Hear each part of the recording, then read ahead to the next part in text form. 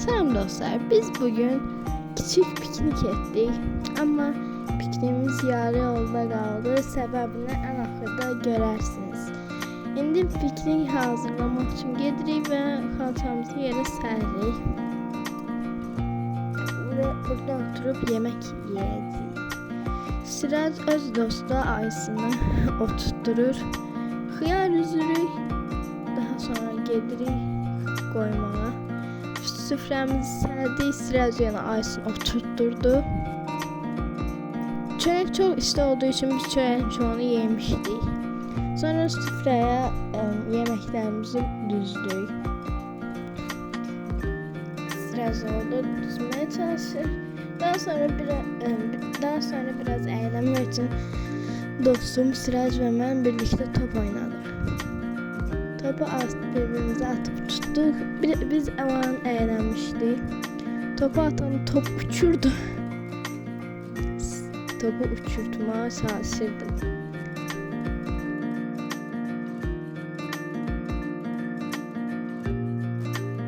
Piknik ettiğimiz yerin yanında çoxlu güzel güller var.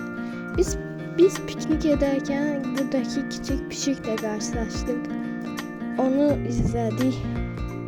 Aslan kimi yeriyirdi. Ağacın arkasına gizlenip bize baktı. Pişik. Sonra Sıraca kompot içirdi. Stəkanları tokuşturup içmeye başladık. Sıraç içiyor. Sonra Sıraç çok eğlendiği için biraz rəqs etmək istedi. Eğlenirdi. Biraz qəribə rəqsi var. Sonra xiyar ve pomidor doğradık.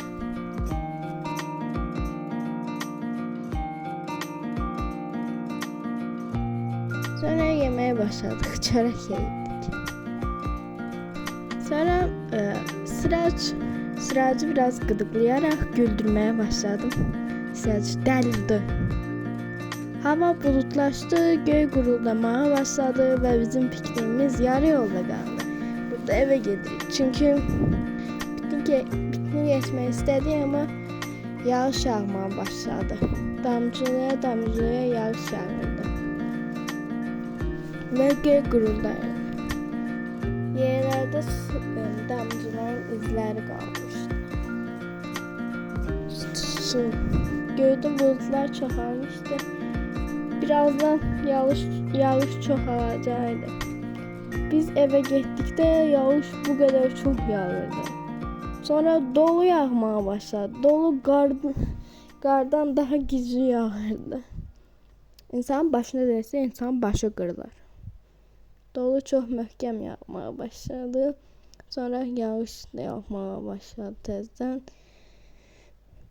Eğer ki biz orada pikniğimizi bitirmeseydik yağışta batacaktık dolda. Sağ olun.